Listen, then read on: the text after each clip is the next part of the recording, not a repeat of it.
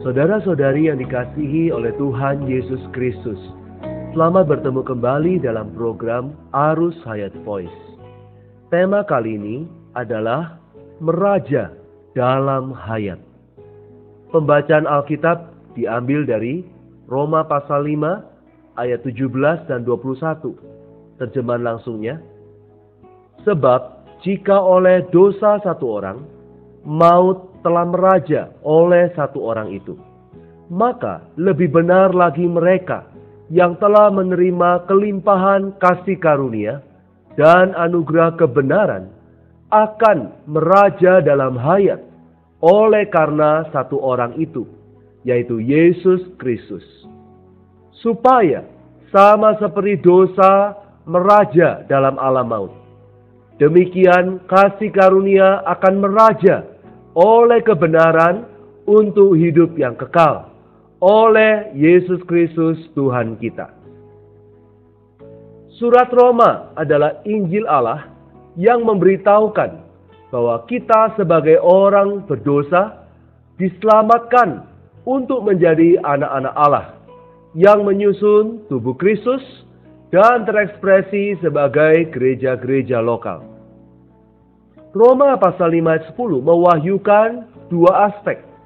Yang pertama, di satu pihak kita telah diperdamaikan dengan Allah melalui kematiannya. Di pihak lain, kita sekarang sedang diselamatkan dari kematian di dalam hayatnya. Dalam banyak hal, kita masih penuh dengan kematian. Kita masih begitu lemah, kendor, malas, sembarangan, egois, individualistis, dan tidak bersedia berkoordinasi dengan yang lain. Semua ini adalah tanda-tanda kelemahan dan kematian. Itulah gejala-gejala dosa dan maut yang berkuasa. Melalui ketidaktaatan Adam, si jahat yaitu iblis sebagai dosa telah masuk ke dalam dunia, bahkan masuk ke dalam diri manusia, berhuni dalam dagingnya, yaitu tubuh manusia yang telah jatuh. Menurut Roma 5 ayat 12 dan pasal 6 ayat 12, dosa bahkan mempunyai kekuasaan untuk memerintah sebagai raja di dalam alam maut. Demikianlah maut berkuasa atas seluruh umat manusia. Dan iblislah yang sesungguhnya berkuasa atas maut. Karena itu, saudara-saudara, kita perlu hayat ilahi untuk menelan kematian di dalam kita, sehingga terjadi transformasi yang sejati di dalam kita. Transformasi bukan terjadi seketika, tetapi terjadi secara batiniah, dengan cara yang normal, hari demi hari dan sedikit demi sedikit. Bahkan dalam perkara-perkara kecil dalam hidup kita sehari-hari. Jika kita sungguh-sungguh terhadap Tuhan untuk menikmati Kristus sebagai hayat di dalam kita, pasti akan terjadi transformasi di dalam kita setelah sejangka waktu.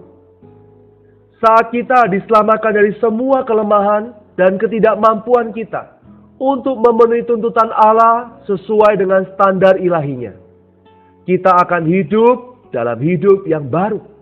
Kita akan diselamatkan dalam hayatnya, tetapi juga sampai meraja dalam hayat.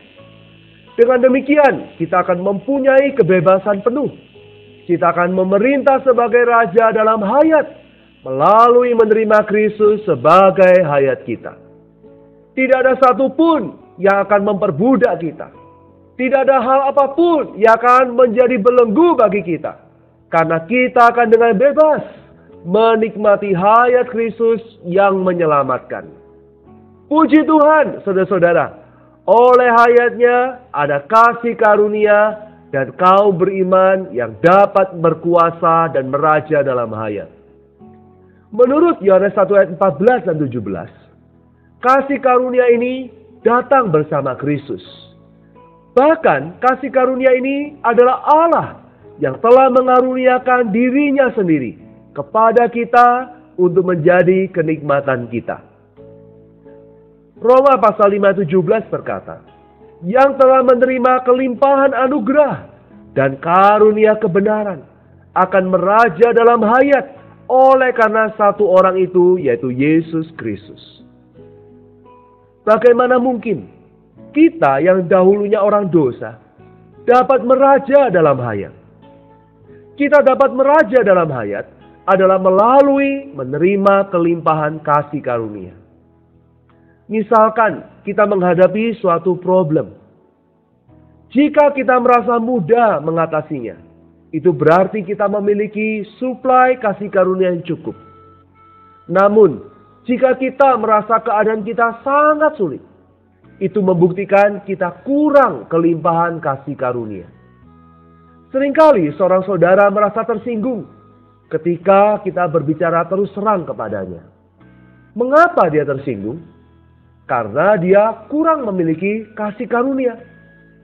Jika dia memilikinya secara berkelimpahan, kasih karunia itu akan menunjangnya dan membuatnya tahan terhadap kata-kata yang keras.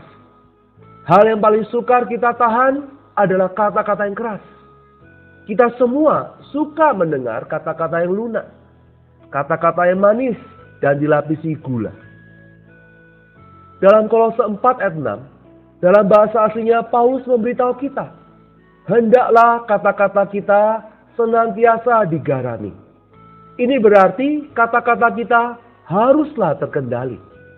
Kita perlu belajar menerima kata-kata yang digarami, agar kita dipenuhi dengan kasih karunia, dan kita akan bersukacita menerima perkataan macam apapun. Saudara, semakin banyak kita menanggung berbagai kesulitan dengan kasih karunia ini, kita akan semakin dipenuhi oleh hayat yang kaya. Kasih karunia ini selalu lebih kuat dan melebihi dosa kita. Meskipun dosa sangat berkuasa, namun kasih karunia lebih berkuasa lagi. Kita perlu membuka diri kita terhadap kasih karunia dan memperbesar kapasitas kita untuk menerima kasih karunia demi kasih karunia. Jika kita membuka diri kita kepada Kristus dan menerima kelimpahan kasih karunia, kita akan dipenuhi dengan hayat. Saudara-saudara, jalan untuk menikmati penyelamatan hayat ini diwahyukan dalam Roma pasal 10 ayat 12 dan 13, yang memberitahukan kita bahwa Tuhan kaya bagi semua orang yang berseru kepadanya. Dan siapa yang berseru kepada nama Tuhan akan diselamatkan. Ketika kita berseru memanggil namanya dengan segenap hati kita, kita diselamatkan dalam hayatnya. Ketika kita memanggil namanya, kita pun dapat meraja dalam hayatnya yang menyelamatkan. Semoga Tuhan merahmati kita semua, sehingga kita dapat menikmati hayatnya yang menyelamatkan. Bahkan meraja dalam hayatnya sampai pada puncaknya dari hari ke hari. Mari kita berdoa. Tuhan Yesus, terima kasih untuk darah-Mu yang memperdamaikan kami dengan Allah. Terima kasih juga untuk hayat-Mu yang menyelamatkan kami setiap hari. Biarlah Tuhan, hayat-Mu makin berlimpah-limpah dan menelan segala kelemahan dan kematian di dalam diri kami, sehingga kami dapat meraja di dalam hayat-Mu yang kekal. Di dalam nama Tuhan Yesus, kami berdoa dan mengucap syukur. Amin. Demikianlah firman Tuhan. Sampai bertemu di kesempatan berikutnya. Kasih karunia Tuhan Yesus Kristus menyertai kita semua. Amin.